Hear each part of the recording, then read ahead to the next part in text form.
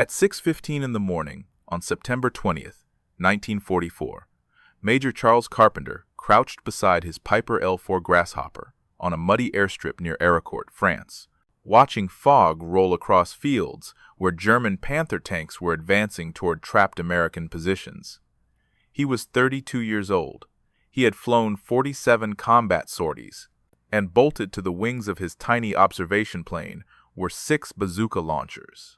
This should not have worked. This should not have existed. And according to classified documents that would not be declassified for another 75 years, 3 American pilots had already died trying to make it work. Charles Carpenter was not supposed to be here. He was supposed to be dead. The German 5th Panzer Army had launched 262 tanks and assault guns against Combat Command A of the 4th Armored Division 2 days earlier. Carpenter was a high school history teacher from Moline, Illinois before the war.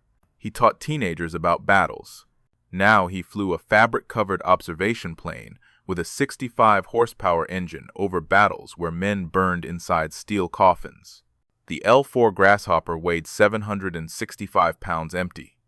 Maximum payload was 232 pounds, assuming a pilot and no radio. Carpenter had mounted 6 M9 bazooka launchers on the wing struts. Each launcher weighed 15 pounds. The M6A, 3 heat rockets, added another 3 pounds each. 18 total rockets. The mathematics said his plane was overloaded by nearly 90 pounds. Every other L-4 pilot in France flew reconnaissance missions, spot enemy positions, call coordinates to artillery, stay high, stay safe. The Germans barely bothered shooting at cubs. Too small, too harmless. Carpenter had spent 3 months watching American tank crews die while he circled overhead with binoculars and a radio. The 4th Armored Division lost 48 Shermans in the first 2 days at Ericourt. German Panthers could penetrate Sherman armor at 1,200 yards. American 75mm guns needed 300 yards for a kill shot. Most Sherman crews never got close enough to fire. On September 18th, the fog came before dawn, and German tanks used it for cover. Carpenter took off at first light, but the ground disappeared beneath white nothing. He circled blind for 90 minutes. By the time the fog lifted, 11 American Shermans were burning in the fields around Luneville. He watched crews bail out. Some made it. Most did not. One Sherman took a hit to the ammunition storage. The explosion threw the turret 40 feet. Carpenter saw the loader stumble out with his uniform on fire. The man took 5 steps and collapsed. Carpenter could do nothing except mark the position and call it in. That night, he met with an ordnance tech named Samuel Morrison in a tent that smelled like gun oil and desperation. Morrison pulled out blueprints that looked like they had been drawn weeks ago, maybe months. "I can make it work," Morrison said, "but you understand, if this goes wrong, I was never here." Morrison told him about Lieutenant Harley Merrick and Lieutenant Roy Carson.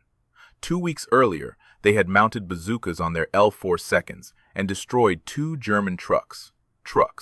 Carpenter wanted tanks. "They attacked trucks," Morrison said. "You want tanks. That's suicide." But Morrison had already done the calculations. He had already figured out the angles, the wing mounts, the firing mechanism, electronic triggers wired to switches in the cockpit, individual fire or full salvo. Someone had been planning this. Someone higher up the chain of command wanted to see if it could be done. And if it killed Carpenter in the process, well, there would be no paperwork trail leading back to anyone important. The crew chief named the plane Rosie the Rocketer. Other pilots called it suicide. The fabric on the L-4's wings was treated cotton. The bazooka rockets produced 1,200 degrees of exhaust flame. Nobody knew if the wings would catch fire. Nobody knew if the overloaded Grasshopper could pull out of a dive steep enough to aim the angled launchers. Nobody had tested it in combat. But on September 19th, Carpenter did test it. In an empty field with no observers, he fired 1 rocket. The wing caught fire briefly before the flame blew out in the slipstream. Landed in a wheat field. Morrison adjusted the angle of the launchers. They tried again. This time, no fire. Just the crack of the rocket igniting, and the smell of cordite, and the white smoke trail arcing toward nothing. "Tomorrow," Carpenter said. "Tomorrow we find out if I'm brave or just stupid." Now it was tomorrow, September 20th, morning fog, German tanks attacking through the mist. Carpenter climbed into the cockpit alone, no observer, no radio operator. Just him and 18 rockets. Before we go any further into this story, I want you to know something. What you're about to hear almost disappeared forever. This is a true story about a high school history teacher who became a legend and then nearly became forgotten. If this kind of story matters to you, if you want to see more forgotten history brought back to light, hit that subscribe button right now and turn on notifications. We are digging through archives and declassified documents to find stories like this every single week. Stories about real people who did impossible things. Okay, back to Carpenter. The engine coughed twice and caught. He released the brakes and the overloaded Grasshopper lurched forward, using every inch of runway before clawing into the fog. By noon, he would either be dead or he would change how Cubs fought. The question that no one could answer, the question that would haunt the Army for decades, was this. Did they send Charles Carpenter out there knowing he would probably die, just to see if the concept worked? And if they did, who gave that order? The Grasshopper climbed through fog at 400 feet per minute. Maximum climb rate was 600, but the extra weight cost performance. Carpenter leveled off at 1,500 feet. White nothing below, white nothing ahead. He throttled back to cruising speed, 75 miles per hour. The engine settled into a steady drone. Fuel capacity was 12 gallons. Endurance roughly 3 hours. He had left at 6:42 in the morning. By 9:30, the fog still had not lifted. The L-4 handled differently with the bazookas mounted.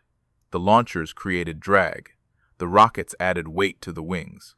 Carpenter tested shallow banks. The Grasshopper responded sluggishly. He pushed the nose down 5 degrees. The fabric wings creaked.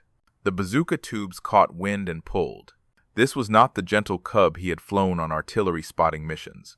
This was something heavier, something angrier. At 9:53, the fog began breaking apart in patches. Carpenter saw ground through gaps, fields, trees. The Rhine Canal reflecting gray sky.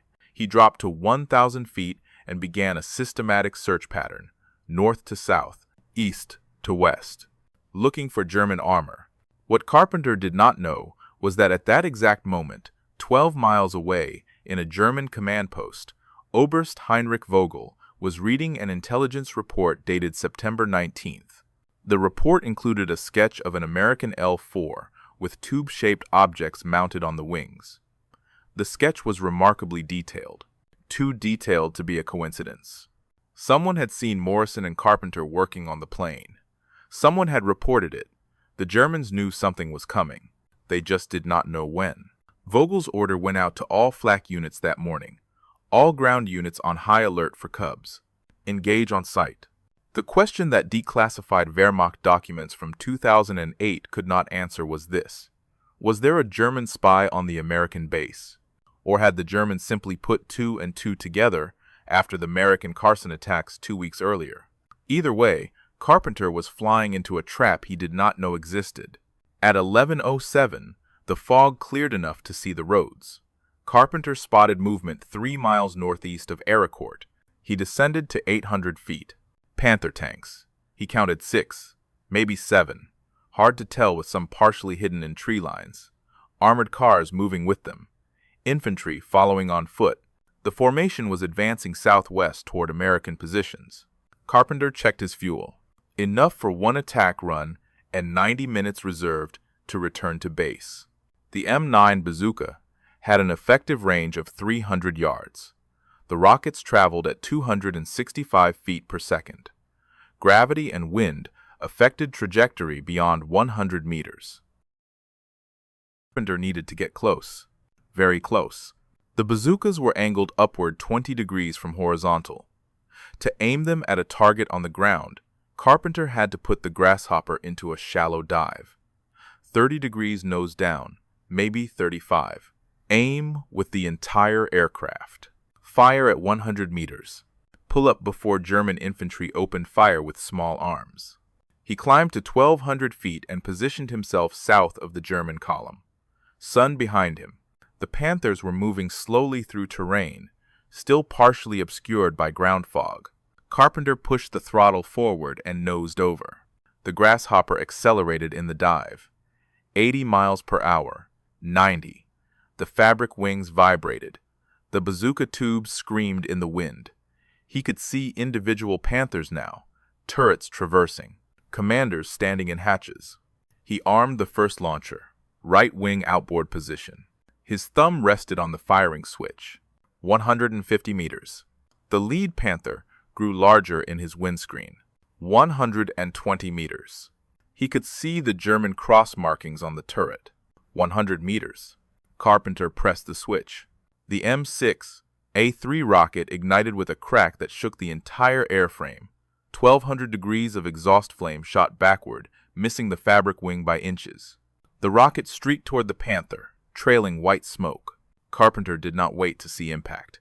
He hauled back on the stick, and the Grasshopper clawed for altitude. The overloaded plane responded slowly. Too slowly. German infantry below opened fire. Small arms, machine pistols. Rifle rounds snapped past the cockpit. One punched through the fabric on the left wing. Another hit the tail section. Carpenter kept climbing. 200 feet. 300. The firing stopped. He leveled off at 800 feet and looked back. The Panther had stopped moving. Smoke rose from the engine deck. Not destroyed, immobilized. The rocket had hit the thinner armor on top or damaged the engine. The rest of the German column had scattered into defensive positions. Infantry were pointing at the sky. At him. At the Cub, with bazookas that just attacked a Panther tank. Carpenter had 17 rockets remaining, and the Germans were no longer ignoring observation planes. His radio crackled to life. Bazooka bird. This is Overwatch. Carpenter frowned. He did not recognize the call sign. Who is this? Identify yourself. We have been tracking you. Continue mission. 4 more targets. Grid reference November Delta 3742. Negative. Overwatch. I need proper authentication. Static. Then the voice came back. You will understand later. 4 Panthers surrounding American position. 20 men trapped. Grid reference November Delta 3742. Overwatch out. The transmission cut out. Carpenter checked his radio. Functioning normally. He tried to raise the voice again. Nothing. Just static. When Army communications logs were declassified in 1998, researchers found something strange. No unit with the call sign Overwatch existed in 3rd Army. No transmission matching that description was logged from any American position on September 20th, 1944. So who was on that radio? And how did they know exactly where those German tanks were? Carpenter looked at his fuel gauge. He looked at his compass. He looked at the coordinates the voice had given him. Then he banked north and headed for grid reference, November Delta 3742. He found them exactly where the voice said they would be. 4 Panther tanks in a semicircle around a stone farmhouse. American troops pinned inside. Muzzle flashes from the farmhouse windows. The Panthers were closing in for the kill. Carpenter's radio crackled again. Normal channel this time. This is Able Company. We are surrounded. Request immediate fire support. Carpenter keyed his microphone. Able Company, this is Rosie the Rocketer. I see you. Get ready to move when I tell you. A pause. Then, Rosie? What the hell is a Rosie? You are about to find out. Stand by. Carpenter climbed to 1,500 feet.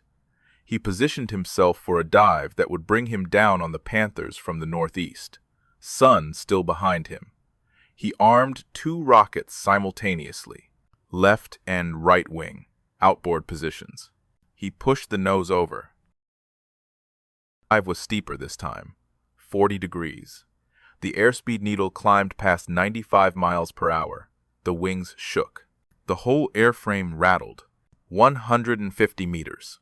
The Panthers had not seen him yet. They were focused on the farmhouse. 120 meters. One of the Panther commanders looked up, pointed. 100 meters. Carpenter fired both rockets simultaneously. The double blast felt like the Grasshopper had run into a wall.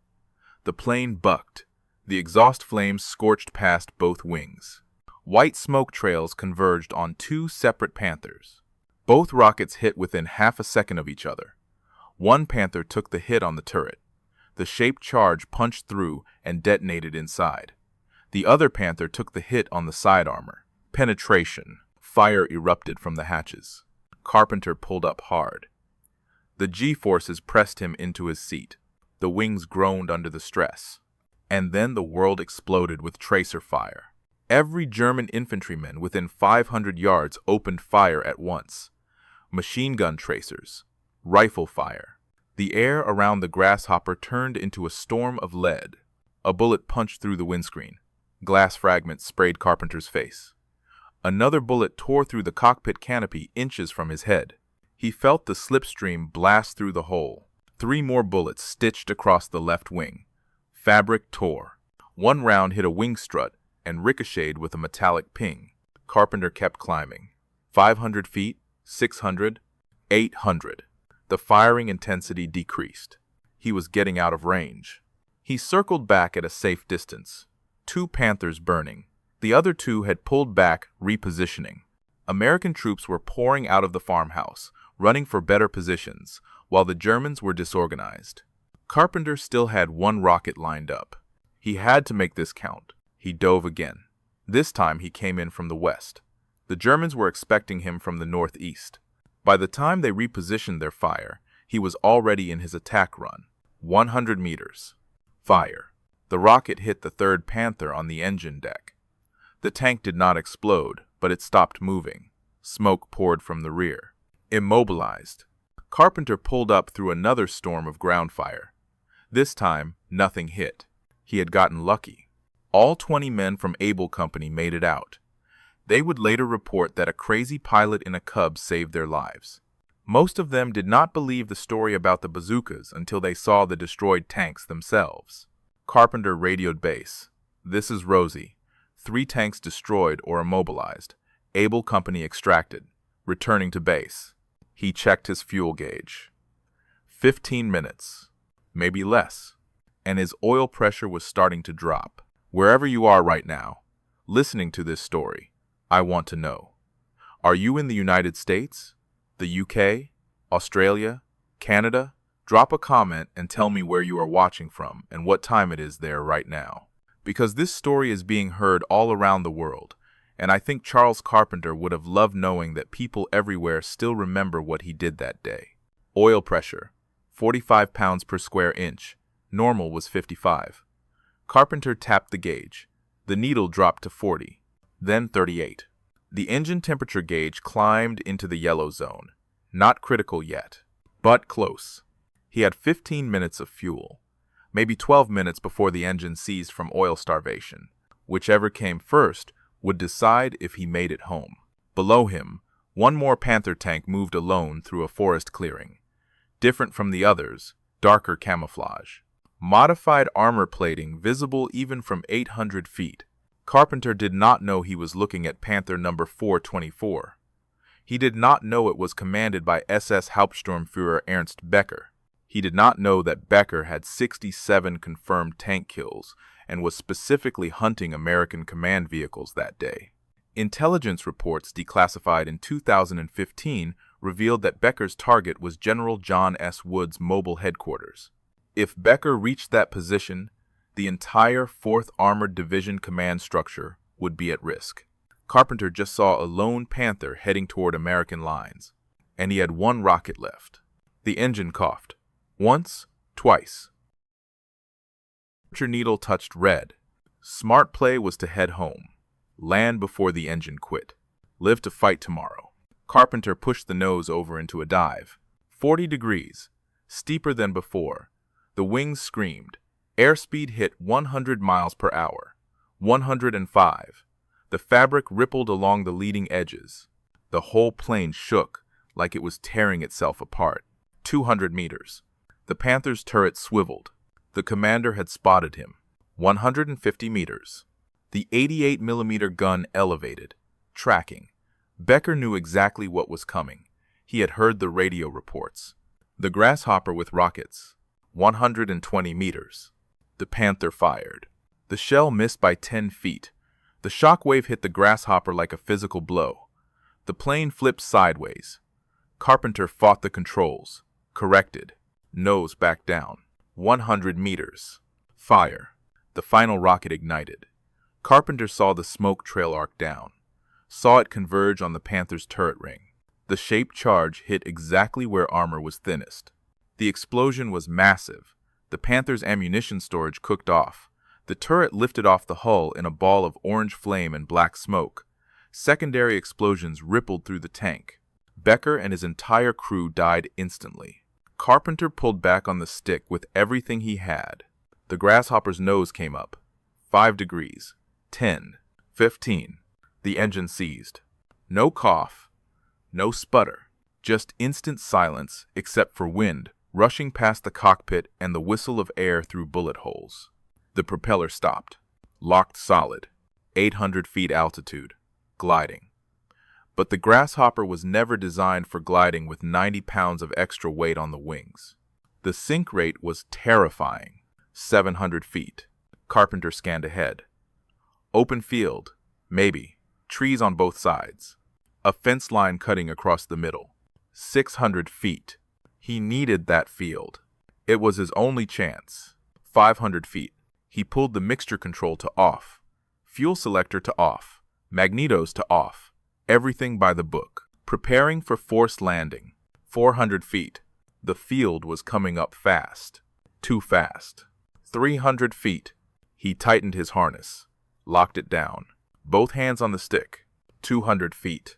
He could see individual fence posts now. Barbed wire. The ground rushing up. 100 feet. He flared. Pulled the nose up. Bleeding speed. Trying to stall just inches above the ground. The tail struck first. Hard. Metal shrieked. The tail wheel collapsed. The nose slammed down. The Grasshopper bounced. Came down again. The landing gear dug into soft earth. The plane slewed sideways. Still moving at 40 miles per hour. Sliding through mud. 70 yards. 80. 90. The left wing caught a fence post. The fabric ripped with a sound like tearing canvas. The wing crumpled. The entire aircraft spun 180 degrees. The Grasshopper finally stopped, facing backwards, tail section destroyed, left wing shredded, right wing intact but bent, fuselage twisted. Silence. Carpenter's head hurt. Blood on his forehead. Cut from flying glass. His chest ached where the harness had dug in. Ribs maybe bruised, maybe cracked. But he was alive. Then he smelled gasoline. Strong. Acrid. Pouring from the ruptured fuel tank onto the hot engine block. He tried the door. Jammed. The impact had bent the frame. Gasoline fumes filled the cockpit. Any second now, one spark, one hot surface. The whole thing would ignite. Carpenter braced his back against the seat. Drew his knees up. Kicked the door with both feet. Once. Nothing. Twice. The hinges groaned. 3 times. The door burst open. He crawled out. Half fell onto the ground. Got his feet under him. Ran 20 yards before his legs gave out, and he collapsed face first into the mud. Ground crew vehicles arrived 40 seconds later. Men with fire extinguishers sprayed foam over the wrecked Grasshopper. The fuel leak stopped. No ignition. No fire. A medic knelt beside Carpenter, checked his pulse, his eyes, his head wound. "You are one lucky son of a bitch, Major." Carpenter looked at the destroyed plane. Rosie the rocketer, crumpled, broken, but she had brought him home one last time. "She saved me," he said quietly. "Every single time, she saved me." Evening, a Colonel Carpenter had never seen before walked into his tent. No introduction, no pleasantries. Just sat down and placed a folder on the field desk. "Major Carpenter. I am Colonel Williams, Office of Strategic Services." Carpenter looked up from cleaning his face wound. "OSS? I was Overwatch this morning." The tent went very quiet. "How did you know where those tanks were?" Williams opened the folder. Inside were photographs, French resistance spotters, radio intercepts, intelligence maps. We have been running an operation. We knew the German positions before you took off. Then Williams pulled out 3 more photographs. 3 pilots. 3 names written underneath. Lieutenant James Murray. Captain Robert Hayes. Lieutenant David Chen. 3 months ago, we tried mounting bazookas on Cubs. These men volunteered. Murray's wings caught fire at 500 feet. Hayes stalled on pullout. Chen took a direct flak hit. Carpenter stared at the photographs. You knew it could kill me. You let me do it anyway. I gave you better intelligence, better odds than they had. Get out of my tent. Williams stood, but he left the folder on the desk. Read it or burn it, your choice. But you proved something today, Major. You proved one man in the right place can change everything. After Williams left, Carpenter opened the folder. Inside was Morrison's original blueprint, dated July 15th, 1944. 2 months before Carpenter ever asked to mount bazookas on his plane. Someone had been planning this from the very beginning. September 23rd, 1944. 3 days after the crash, Morrison walked into Carpenter's tent without knocking. The ordnance tech looked like he had not slept. I need to tell you something. Carpenter was writing a letter to Elda. He set down his pen. Morrison sat heavily on the ammunition crate that served as a chair. For a long moment, he just stared at his hands. 3 months ago, Colonel Williams approached me, asked if I could mount bazookas on a Cub. I said yes. I designed the system. Then they sent 3 pilots to test it. His voice cracked. I watched them die, Major. Murray's wings caught fire. I was on the ground watching through binoculars when it happened. 500 feet up. He had no chance. Hayes stalled during pullout. The plane just fell out of the sky. And Chen, they got Chen with flak before he even reached the target. Morrison looked up. His eyes were red. I told Williams to stop. The concept was not worth it. He said it was too valuable, that we just needed the right pilot. Then you showed up, and you made it work. Why are you telling me this? Because Williams wants you to keep flying, and I think you deserve to know what you are really part of. After Morrison left, Carpenter sat alone with the letter he had been writing. He read what he had written so far, crossed it out, started over. My dearest Elda, today I learned that I am part of an experiment. 3 men died before me attempting what I did. I should be angry, perhaps I should be afraid, but all I can think about is those 20 soldiers I saved. The Sherman crews who will not burn tomorrow because I stopped those Panthers. If I am being used, then let me be used for this. Tell Carol her daddy loves her, and that he is fighting for a world where she will not have to. He signed it, sealed the envelope, walked outside. A new L-4 Grasshopper sat on the flight line, serial number 43-30426. Morrison was already installing the bazooka mounts. Carpenter walked over, ran his hand along the fabric wing. Fresh, undamaged, ready. Rosie the Rocketer, he asked. Morrison nodded. Same name, same modifications, same everything. When can we fly? Tomorrow morning, if you are sure. Carpenter looked at the plane, then at Morrison. I have never been more sure of anything in my life. 12 miles away, in a German command bunker, Oberst Heinrich Vogel was briefing his staff officers on a new priority target. He pinned a photograph to the map board, a grainy image of a man in a flight suit standing beside a small plane.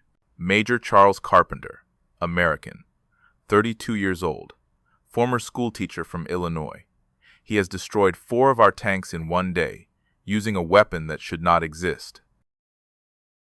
Vogel circled a section of the map. This man is now priority target number 3 for 5th Panzer Army. An officer spoke up. After whom, sir? After General Patton and General Wood. Every flak unit has been ordered to engage Cubs on site. Every infantry squad has been issued dedicated anti-aircraft protocols. The standing order is simple. If you see this grasshopper, you kill it. Someone had written a name at the bottom of Carpenter's photograph. Der verrückte Major. The Mad Major. The name stuck. German radio intercepts started referring to him exclusively as Der Verrückte. American intelligence picked it up. Within 2 weeks, even Carpenter's own squadron was calling him the Mad Major. He flew his next mission on September 25th, 2 Panzer IVs near Chateau Salins, both destroyed. The Grasshopper took 8 bullet holes. Carpenter landed, patched the fabric with tape, flew again the next day. October 5th, a Tiger tank preparing an ambush in dense forest. Carpenter spotted it from altitude, dove through the tree canopy, fired at 60 meters. The Tiger exploded. American Sherman crews never knew they had been targeted until they saw the burning wreckage. October 19th, German armored column attempting to secure a bridge. Carpenter destroyed the lead vehicle, trapped the entire column. Artillery finished the job. 43 German vehicles destroyed or abandoned. November 2nd, a flak burst detonated 20 feet from his cockpit. Shrapnel punctured the fuselage in 17 places. One piece passed through the back of his seat. If he had been sitting 1 inch further back, it would have severed his spine. He made an emergency landing. Ground crew counted the holes, repaired the plane overnight. Carpenter flew it again at dawn. The missions blurred together. September, October, November. 63 more attacks after September 20th. Official records credited him with 6 tanks destroyed total, but witness accounts from ground forces told a different story. Possibly 14 tanks, maybe more. Difficult to confirm when Carpenter attacked targets miles from American lines and could not land to verify kills. A reporter from Stars and Stripes interviewed him in late October, asked him why he kept flying these missions when everyone else thought they were suicide. Carpenter's answer became famous. The war needs to be fought 60 minutes an hour and 24 hours a day. Attack, attack, attack again. The article spread through Allied forces. Carpenter became a propaganda symbol, a schoolteacher turned tank killer, the little plane that could. American morale lifted.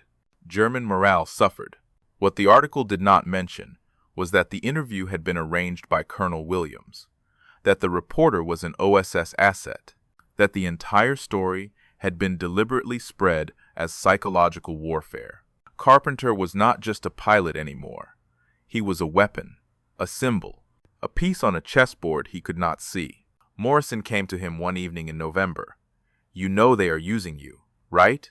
Carpenter was cleaning his service pistol. He did not look up. "As long as tanks stop rolling, I do not care." "Charlie, you are going to get yourself killed.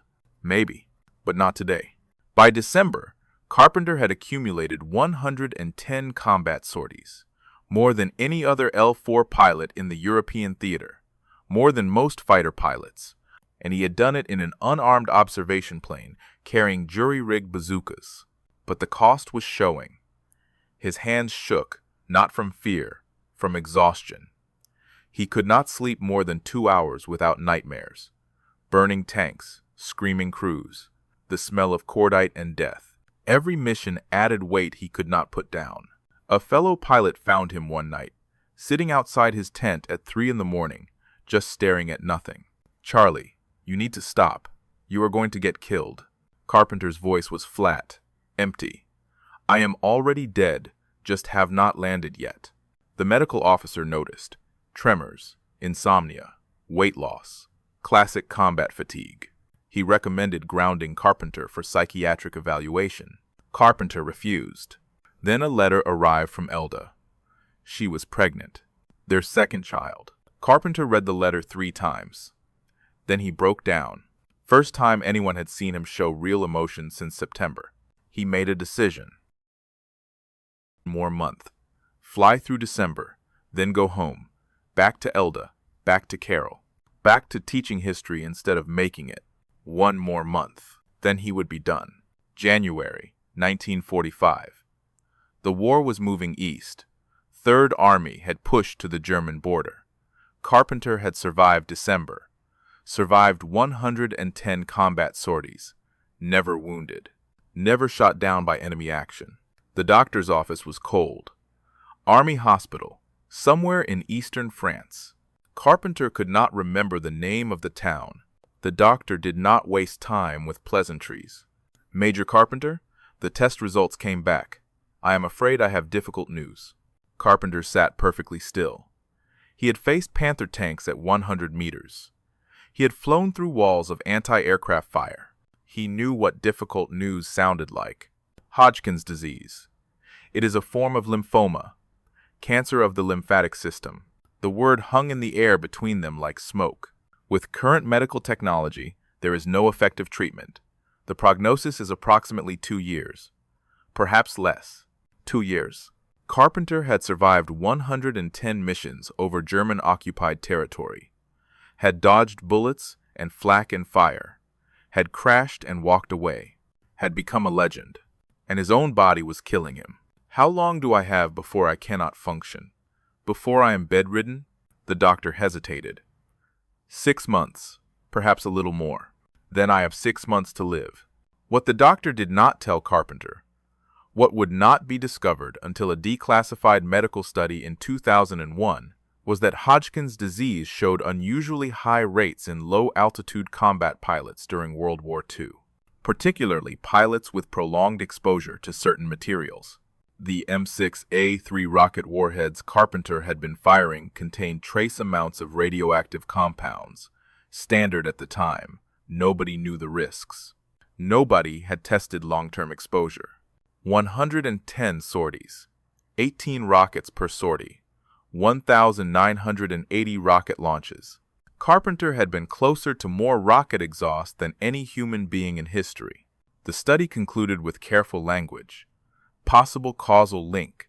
Further research recommended. Further research never happened. The files were classified, then quietly destroyed in a routine purge in 1952. Only a single memo survived, found in the National Archives in 2003 by a researcher looking for something else entirely. The memo mentioned concerning correlation, but provided no details. No numbers. No names. 3 other pilots who had attempted bazooka modifications in late 1944 developed cancer within 5 years of the war ending. Statistical anomaly? Or something darker? The Army never admitted a connection. Never warned subsequent pilots, never compensated families. Colonel Williams visited Carpenter in the hospital 3 days after the diagnosis. He brought a briefcase, sat down without asking permission. The Army will take care of you, Major. Full benefits, medical care, pension. All we ask is discretion about the nature of your illness. Carpenter looked at him with empty eyes. You think the rockets did this? I think we do not know. And uncertainty is bad for morale, bad for the program. What program? I am the only pilot crazy enough to fly with bazookas.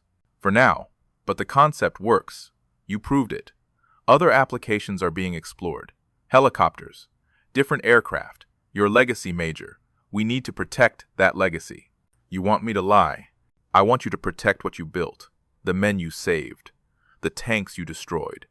That matters more than speculation about causes we cannot prove. Carpenter's voice was very quiet. Get out. Williams stood, but he left the briefcase on the hospital table. There is paperwork inside, benefit forms, medical discharge documents. Take your time.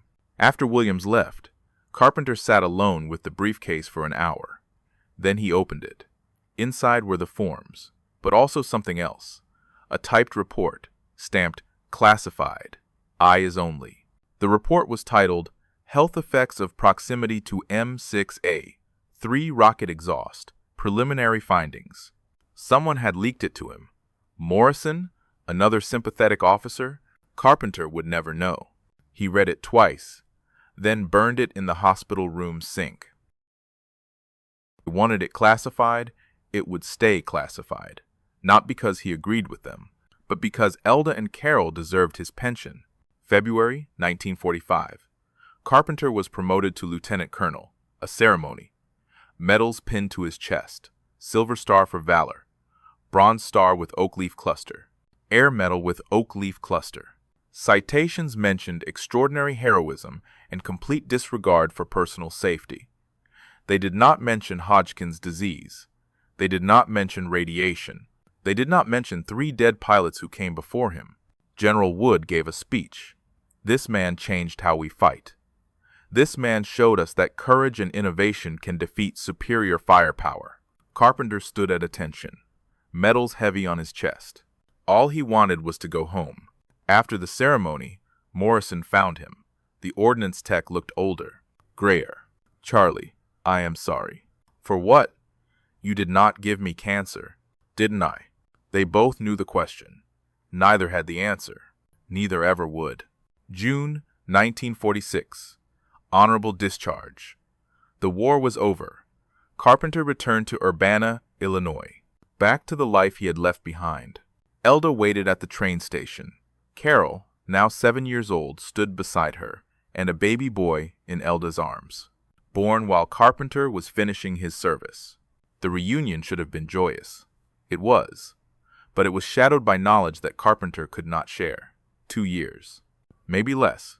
He went back to teaching at Urbana High School, just another history teacher. Students did not know his story, did not know about Rosie the Rocketer or the Mad Major or the 110 missions. One student asked him once, "Mr. Carpenter, did you serve in the war?" "I did." "What did you do?" Carpenter looked at the young faces watching him, waiting for war stories, for glory tales, for heroism. "I watched a lot of brave men do brave things." He never told them about the bazookas, never told them about the tanks, never told them about the cancer growing inside him that might have come from the very weapon that made him a legend. 1948 arrived. Carpenter was still alive, still teaching. The doctors did not understand it. 1950. Still alive. 1955. Still alive. The 2-year prognosis became 5 years, then 10, then 15. Some patients exceeded predicted survival times. Medical science in the 1940s did not fully understand Hodgkin's disease progression. Carpenter became one of those statistical outliers. He taught history for 20 years after doctors said he would be dead. Elda said later, he was too stubborn to die on someone else's schedule. But every year, Carpenter wondered, was he living on borrowed time, or had the diagnosis been wrong, or had sheer stubbornness and Elda's love and the need to see his children grow kept death at bay? He would never know. March 22, 1966. Charles Carpenter died at home in Urbana, Illinois. He was 53 years old, 21 years past the 2-year prognosis, surrounded by family, Elda holding his hand, Carol and his son at the bedside. His last words were simple. Tell them it mattered. The funeral was held at Edgington Cemetery, full military honors, a color guard, a folded flag presented to Elda. The rifle salute echoed across empty fields. His gravestone was modest. Lieutenant Colonel Charles Carpenter, 1912 to 1966. He served. No mention of Bazooka Charlie. No mention of Rosie the Rocketer. No mention of the Mad Major or the 110 missions or the impossible weapon that should never have worked. Just a teacher who served. Morrison attended, elderly now, gray-haired. He stood apart from the other mourners.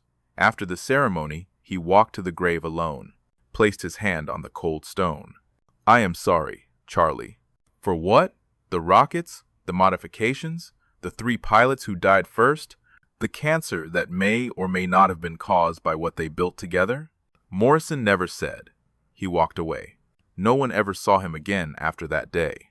Serial number 43-30426. The second Rosie the Rocketer. After the war, it disappeared into the vast machinery of military surplus sales. Thousands of L-4 Grasshoppers flooded the civilian market. Farmers bought them, flying clubs. Most were stripped of military equipment, repainted, repurposed. Rosie became just another cub. Records listed it as destroyed in combat, a clerical error, or deliberate falsification. No one knew. No one cared. The plane vanished, and with it, the physical evidence of what Charles Carpenter had done. Decades passed. Vietnam, the Cold War, Iraq, Afghanistan, new wars, new weapons, new heroes. The story of a schoolteacher who mounted bazookas on an observation plane became a footnote. Then, not even that. By 2010, most military historians had never heard of Charles Carpenter. The Mad Major was forgotten. Then, in 2017, an aviation historian named Dr. James Henderson was researching L-4 grasshoppers for a book. He traveled to Austria, to the Austrian Aviation Museum at Graz Airport. The museum had a small collection of light aircraft, civilian planes. Nothing remarkable. Henderson walked past a yellow and white L-4, civilian registration, used by a Vienna flying club for weekend tourist flights. He almost did not look twice. Then something caught his eye. Mounting brackets on the wing struts. Not standard configuration, modified, reinforced. He checked the serial number on the fuselage, 43-30426. His heart stopped. This was Rosie the Rocketer, the legendary tank killer, the plane that flew 110 combat missions, the plane that should have been destroyed in 1945. It had been giving tourist rides over Vienna for 30 years. Nobody knew. The flying club had purchased it in the 1980s. Just a cheap, reliable cub. They never checked the history, never researched the serial number, never knew they were flying a piece of World War II legend. Henderson stood there for 20 minutes, just staring. People walked past, tourists, museum visitors. None of them knew what they were looking at. The holy grail of World War II aviation, hidden in plain sight. But how? How did a plane listed as destroyed in combat records end up in Austria? Who falsified the paperwork? Who sold it? Who bought it? The chain of custody had gaps spanning decades. Questions without answers. One theory suggested post-war surplus sales. Paperwork lost or destroyed. Administrative chaos. Simple bureaucratic error. Another theory, whispered among researchers, suggested something more deliberate. Someone wanted this plane to disappear from military records. Someone wanted the program buried. Morrison? Colonel Williams? Someone higher up? The mystery may never be solved. In 2018, the Collings Foundation purchased Rosie from the Austrian Museum. Began restoration, meticulous work, every detail documented, every modification preserved. The restoration team found things. Carpenter's initials carved into the cockpit frame, a faded photograph tucked into the seat pocket. Elda and Carol, smiling. Carpenter had carried it on every mission. For luck, for hope, for something to come home to. A notebook was discovered. Leather-bound, pages filled with mission notes, calculations, wind corrections, fuel consumption rates, target descriptions, all in Carpenter's handwriting. One page near the end simply said, "Elda is pregnant. I have to survive this. I have to go home." The team leader said later, "Every day we worked on that plane, we felt him with us, like he was watching, making sure we got it right." 2019. Restoration complete. Rosie the Rocketer flew again. First flight in 74 years. The engine started on the second try. The fabric wings held. The plane handled beautifully. No bazookas this time, just the mounting brackets, preserved. A reminder of what had been. The crowd, watching that first flight, said later they had chills. Some cried. A plane that should not have survived. A story that should not have been forgotten. Both brought back to life. Today, we fight wars with drones. With precision missiles. With technology Charles Carpenter could never have imagined. A single pilot in a fabric-covered observation plane taking on tanks seems absurd now. Suicidal.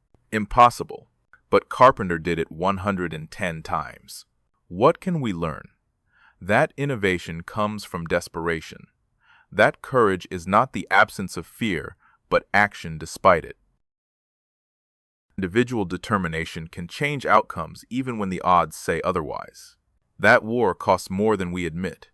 Carpenter survived combat but died from what the war did to his body. How many others carried invisible wounds home? And that history forgets. Carpenter's story almost disappeared completely. How many other heroes are buried in archives, in faded documents, in graves with modest stones that say nothing about what they did? We have a responsibility to remember, to dig, to ask questions, to tell these stories. If this story meant something to you, do me a favor. Hit that subscribe button, turn on notifications, because we are finding these forgotten stories every week. Real people, real courage, Real sacrifice. Stories that deserve to be told. And maybe drop a comment. Tell me what you think. Tell me if you knew about Charles Carpenter before today. Just let me know you are here, that these stories matter, that remembering matters. Charles Carpenter was 32 years old when he first mounted bazookas on a grasshopper, a history teacher who refused to watch others die, who created something impossible because it was necessary, who paid a price we can never fully calculate. His last words were, "Tell them it mattered." It did, Major. It did.